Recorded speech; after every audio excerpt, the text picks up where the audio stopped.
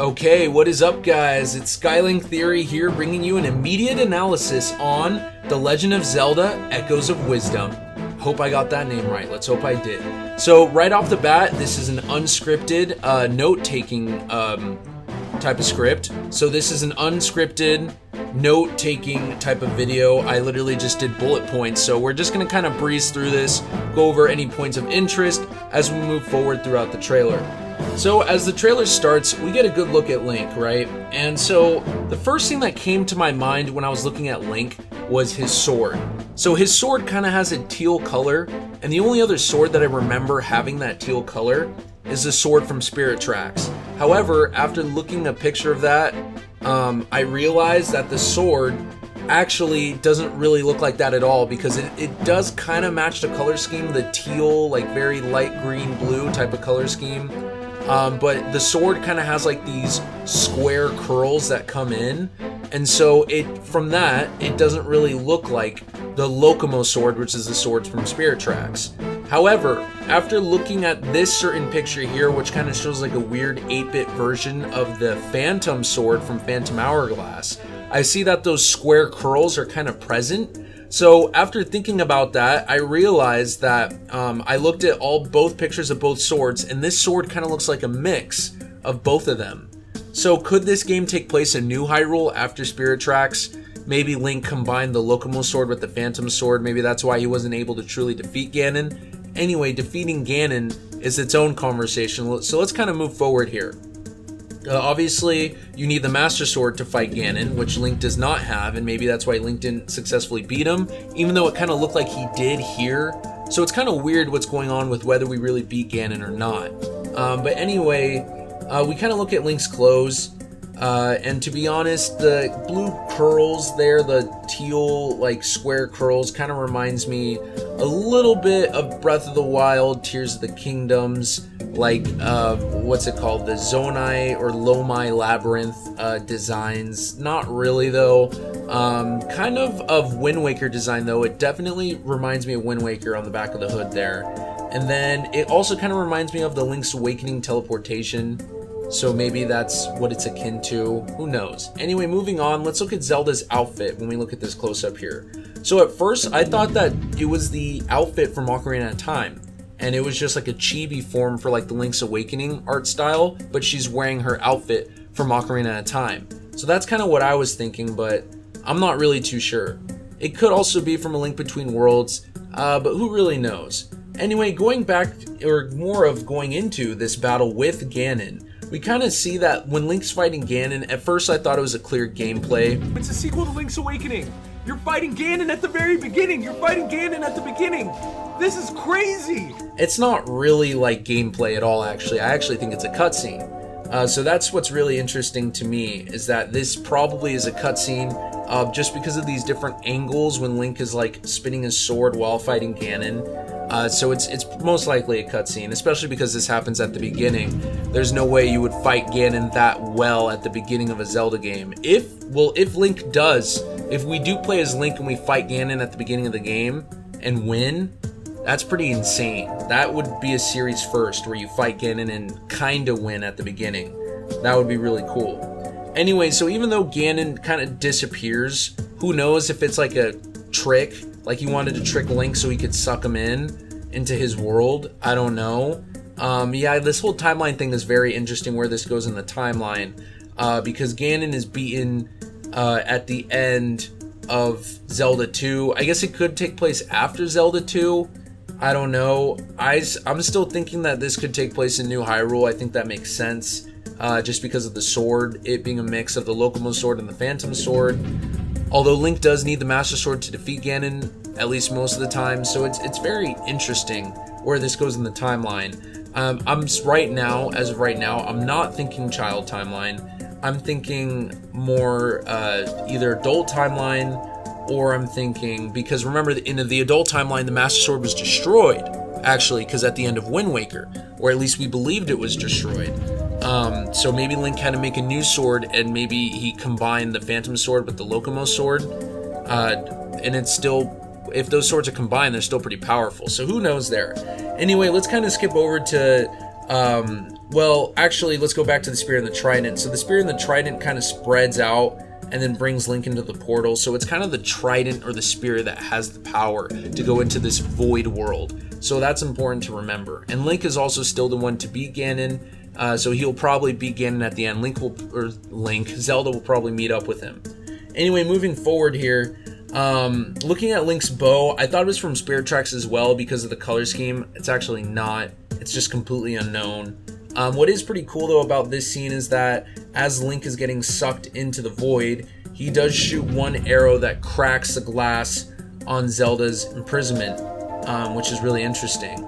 Now, I'm starting to think that, how long was Zelda kidnapped here for? Was she kidnapped here for a long time? So was there a whole game, like imagine a whole Zelda game where you played as Link, went through temples, built a powerful sword, and then fight Ganon at the end? Like, did that all happen before Link confronted Ganon here and got sucked into the void? So is this like the end, what we would usually think the end of a Zelda game, but it's actually the beginning because we play as Zelda because Link saves Zelda in his last effort with the arrow to crack the glass, the weird glass capsule thing that Zelda's stuck in. So that's kind of an interesting point as well. So is there like a prequel Link game to this that might just be off screen? I don't know. But anyway, let's keep on going here. So here we see Zelda look out at the world. It looks really cool. It looks massive. We can see temples and enemy like hideouts and stuff like that. So that's really cool. Then Aonuma kind of comes on screen and says that this is breaking the 2D Zelda convention, which is really cool. That's what we all wanted, especially after the Breath of the Wild tech demo of Zelda 1 with interacting with the environment. So I think they kind of took a little bit of that, maybe not too much of it, but just a little bit of those concepts and brought it into this game. So even with Ganon, even with Ganon gone, the darkness still exists.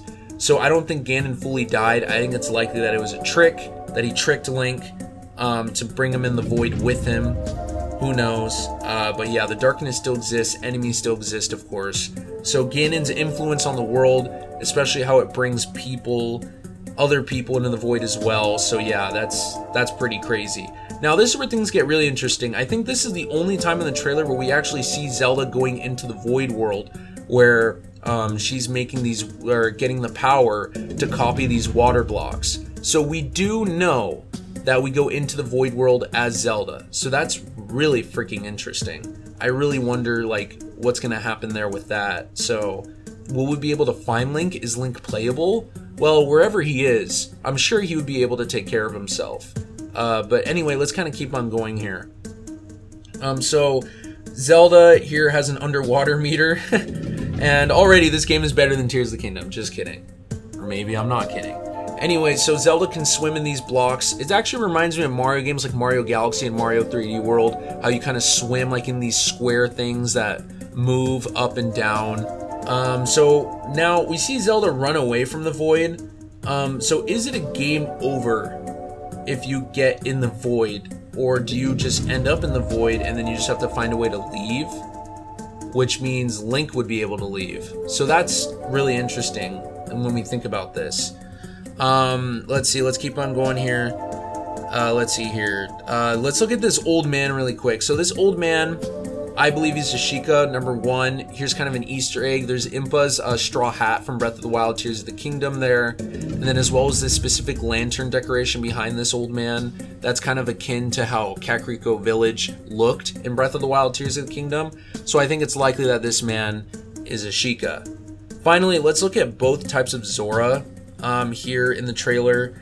So we have both evil and good Zora, so the River Zora and the Water Zora, I think the River Zora are the bad ones.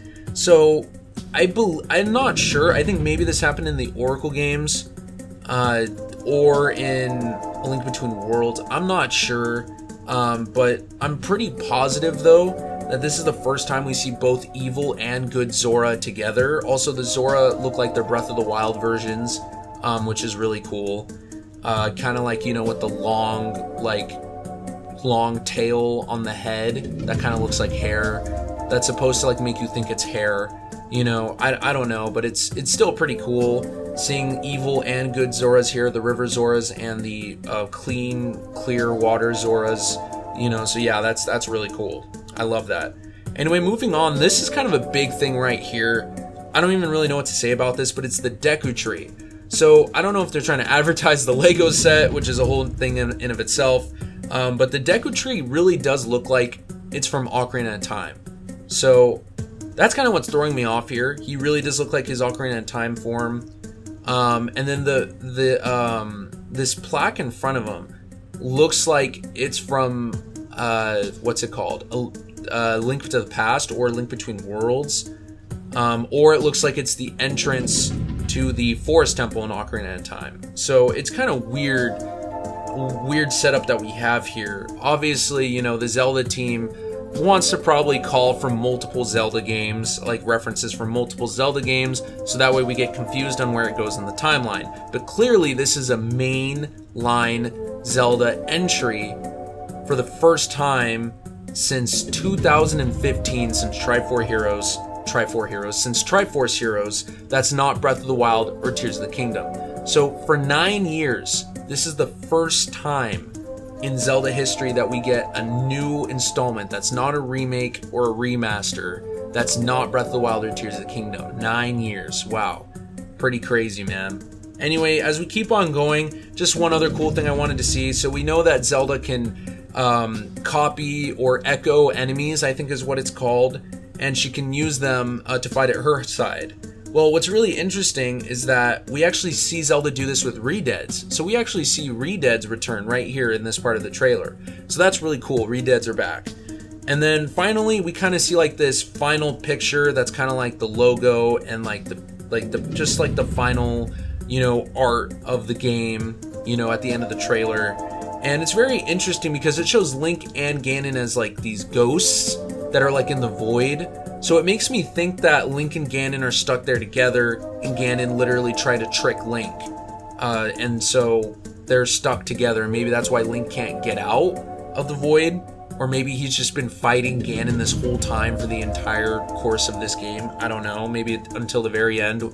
Maybe Zelda gets like the Bow of Light, and then she echoes the Bow of Light, and then makes like a million light arrows hit Ganon, and then Link delivers the final blow while Link has been fighting him for like days, for like the entire course of the game. So I don't know, in the void. It's really interesting. I don't know if the game will end in the void, but just from seeing Ganon's ghost here, it's clear that Ganon still has some sort of effect in the game, even after Link quote unquote beats him at the beginning. So yeah, that's kind of a lot to look at. But anyway, guys, so we're about 13 and a half minutes here. This is all I could find on the game. Actually, there's a couple more things which I'll probably add in with crazy editing, so I'll do those really quick. Alright, so kind of looking at this fairy here, the Tri fairy that Zelda meets, this new companion character. So one thing that I noticed about Tri is that this Tri little being has 3 triangles. Is that related to the Triforce? Are those the Triforce pieces of power, wisdom, and courage? I have no idea. Or if it's just the art style. Is that just how this fairy thing looks?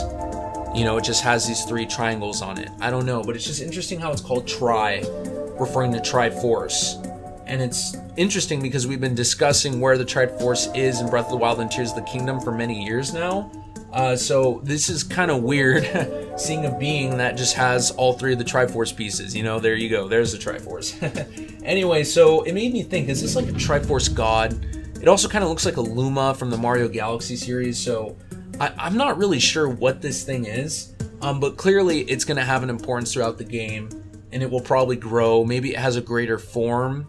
Maybe it's holding on to the Triforce pieces after the events of Wind Waker and Spirit Tracks. Like, again, I really think that this game has a high chance of being in the adult timeline or the downfall timeline. I do not see it in the child timeline, mostly because of the sword and because of Ganon existing.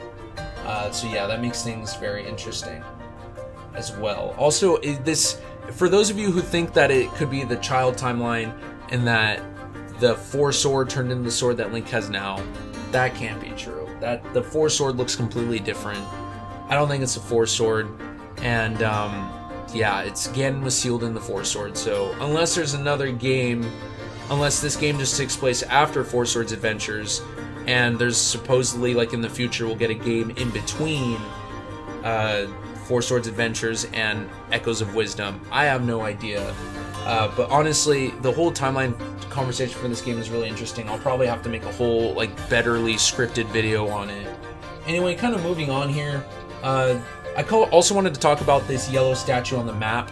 So Zelda slowly approaches it a little bit later in this trailer here. So clearly this statue has some sort of importance. What importance it has, I have no idea. The yellow color scheme kind of looks like it could be related to Tri and upgrading the Tri staff or the Tri rod, whatever it's called. So that's probably what it does, or it recharges it or refills it, or maybe it's like a piece of Tri, you know. So like maybe for every time you see those statues, every 3 times that you like interact with one of them, you increase the amount of like echo abilities that you're able to save, right? Because we know you can save like multiple echo abilities, right? You can use a table, you can make an enemy fight with you, whatever. So maybe you can save more as you upgrade the staff throughout the game, and then maybe that's the purpose of this statue, just because of the color scheme. I don't know. Anyway, that's all, guys. Alright guys, and that kind of brings this quick immediate analysis to an end. I think I kind of went over everything that was important. I really hope I'm one of the first people to upload this the analysis on Legend of Zelda Echoes of Wisdom. I really hope I am. I do doubt it though, because there's a lot of amazing YouTubers out there that are just super skilled at making a Zelda breakdown for a new trailer like in 5 seconds. I wish I could do it in 5 seconds. Unfortunately, I don't have the ability. Maybe I'll get there one day. Anyway, guys, I made a bunch of Zelda theories on Tears of the Kingdom. So this is an entire Zelda channel. If you're new to the channel from this video, yeah, this is a main Zelda channel where I go over a lot of Zelda theories. So please check those out. I'll link to them up here in the ending cards. And yeah, please consider subscribing if you want more Zelda content. Thank you.